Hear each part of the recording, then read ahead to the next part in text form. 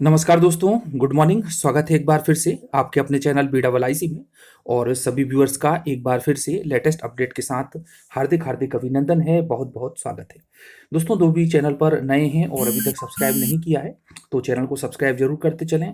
अधिक से अधिक वीडियो को शेयर करने का प्रयास करें। पसंद आता है तो लाइक भी करें और नोटिफिकेशन लगातार मिलता रहे, इसके लिए बेल आइकॉन पर प्रेस करना बिल्कुल।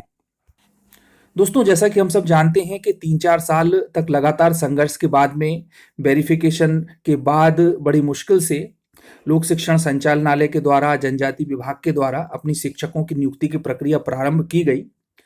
और उसके बाद अब लगातार शिकायतों का दौर जारी है।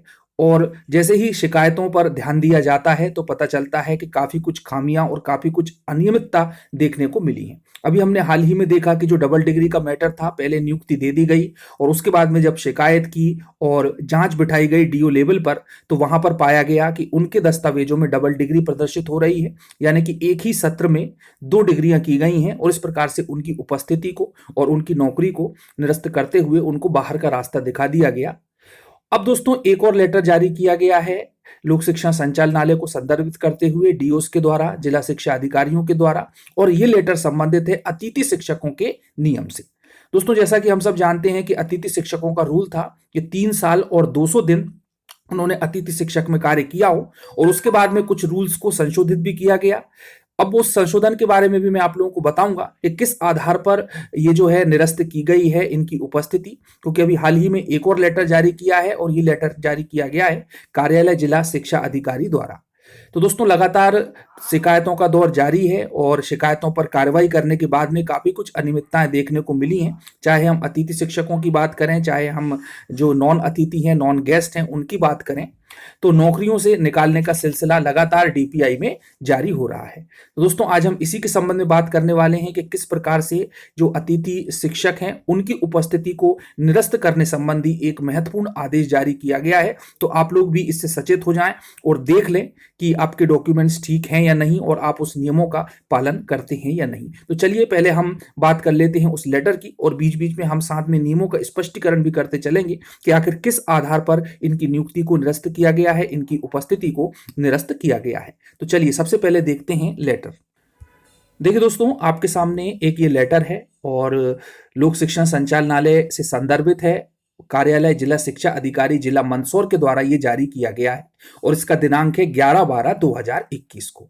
ठीक है, जैसा मैंने बताया कि नौकरी से निकालने का दौर जारी है, तो यहाँ पर संबोधित है श्री सुंदरलाल जाधव को, जो कि एक अभ्यर्थी हैं और गेस्ट फैकल्टी उच्च माध्यमिक विद्यालय वर्ग 1 से रिलेटेड हैं और शासकीय उच्चतर माध्यमिक विद्यालय कनघट्टी में ये पदस्थ थे। ठीक है, विषय दिया हुआ है कि उपस्थिति निरस्त करने के संबंध में, और संदर्भित है आयुक्त महोदय लोक शिक्षण संचालनालय, यानी कि डीओ ने जब इनकी डॉक्यूमेंट्स का वेरिफिकेशन किया होगा तो वहां पर जो भी उनको दिखा तो उसके आधार पर रिपोर्ट इन्होंने डीपीआई में भेजी और डीपीआई से संबोधित करते हुए एक लेटर इन्होंने जारी कर दिया इनकी उपस्थिति को निरस्त करने के संबंध में। चलिए आइए जानते हैं और इसकी बॉडी क्या कहती है।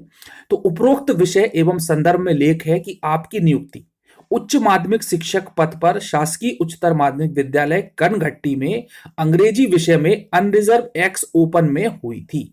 तो दोस्तों, यहां मैं आप लोगों को बता दूं कि 2 सूचियां जारी की गई, एक संशोधन पूर्व की सूची और एक संशोधन के पश्चात की सूची।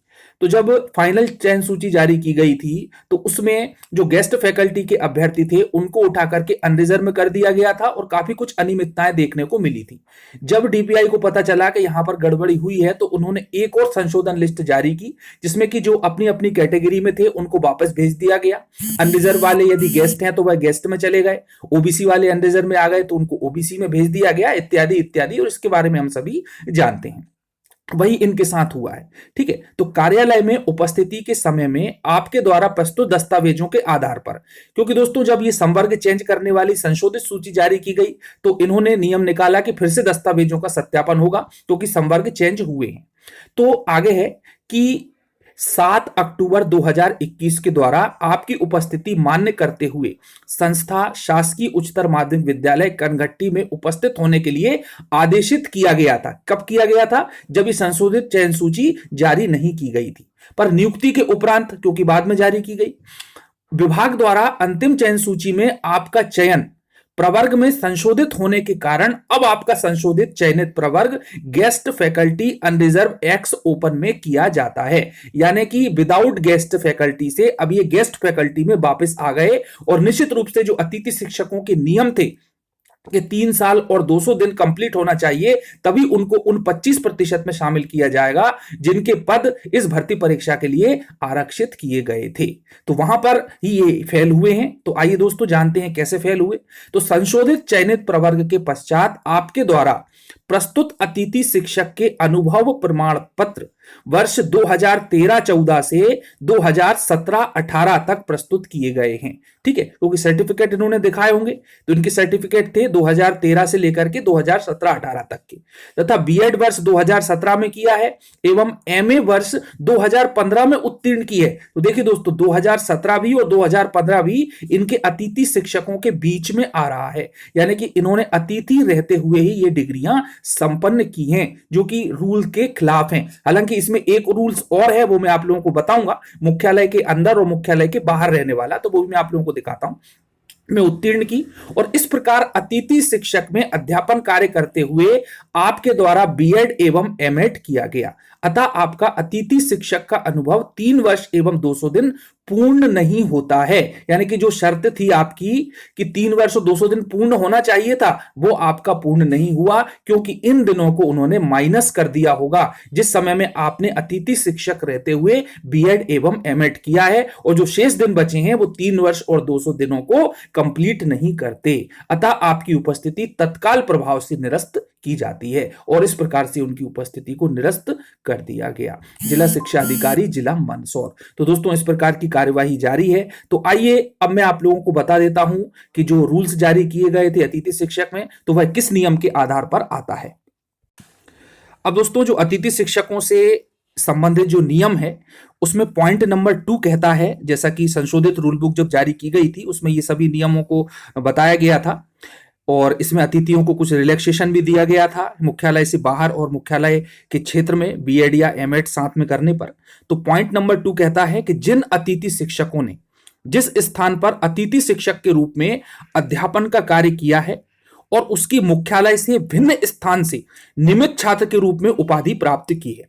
ठीक है दोस्तों, जहां पर वह कार्य कर रहा है उस एरिया में नहीं आता, जबकि अन्य किसी स्थान से उसने या तो मास्टर डिग्री की है या बीएड डिग्री की है और साथ में ही वह पढ़ा भी रहा है, तो उपाधि अर्जित करने की अवधि को गणना में शामिल नहीं किया जाएगा। इस अवधि को छोड़कर शेष अवधि में न्यूनतम 3 शैक्षणिक सत्र एवं 200 दिवस शासकीय विद्यालयों में अध्यापन कार्य किया गया है, तो अतिथि शिक्षक की अतिथि शिक्षक के रूप में अभ्यर्थिता मान्य की जाएगी। यानी कि उसको अतिथि शिक्षक में सिलेक्शन जब ही किया जाएगा जब उसने 3 शैक्षणिक सत्र और 200 दिवस हर हालत में कंप्लीट कर लिए हों। यानी कि उस अवधि को जिसमें उसने अध्यापन के साथ में या तो बीएड किया है और एमएड किया है, तो उस अवधि को हटा दिया जाएगा, और उसके बाद भी यदि उनका जो शैक्षणिक सत्र है वो 3 साल और 200 दिन होता है पूरा, तभी उनको अतिथि शिक्षकों के रूप में ज्वाइनिंग दी जा सकती है, अन्यथा नहीं दी जाएगी। तो दोस्तों यहां पर इनके साथ यही हुआ है कि इन्होंने एक तो मुख्यालय से बाहर इन्होंने बीएड किया है या एमएड किया है, जैसा मैंने बताया कि 2013 से 17 के बीच में इन्होंने बीएड डिग्री भी की और एमए डिग्री भी की। अब जब उनको हटा करके इनके समय को यानी कि शैक्षणिक सत्र को काउंट किया गया, तो वह 3 वर्ष 200 दिन को पूर्ण नहीं कर रहा था, और इसी वजह से इनकी उपस्थिति को निरस्त कर दिया गया है।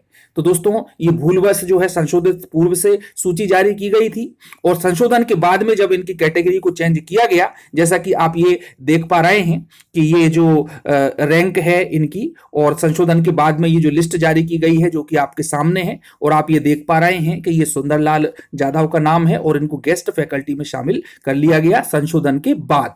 और उसके बाद जब इनके डॉक्यूमेंट का सत्यापन हुआ तो वहां पर इनकी जो अवधि थी वह कम पाई गई, और इसके आधार पर इनकी जो है उपस्थिति को निरस्त करते हुए यह कार्यवाही की गई है। तो दोस्तों मैंने आप लोगों को बिल्कुल स्पष्ट बता दिया कि किस नियम के आधार पर इनको बाहर किया गया।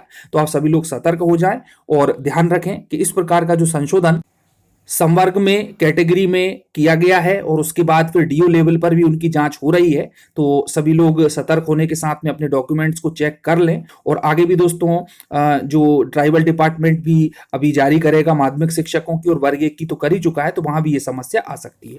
और दोस्तों इससे संबंधित कोई भी किसी की क्वेरी हो, कोई जिज्ञासा हो, तो आप लोग कमेंट्स बॉक्स में पूछ सकते हैं। और मिलते हैं फिर से अगली वीडियो में। धन्यवाद। जय हिंद, जय भारत।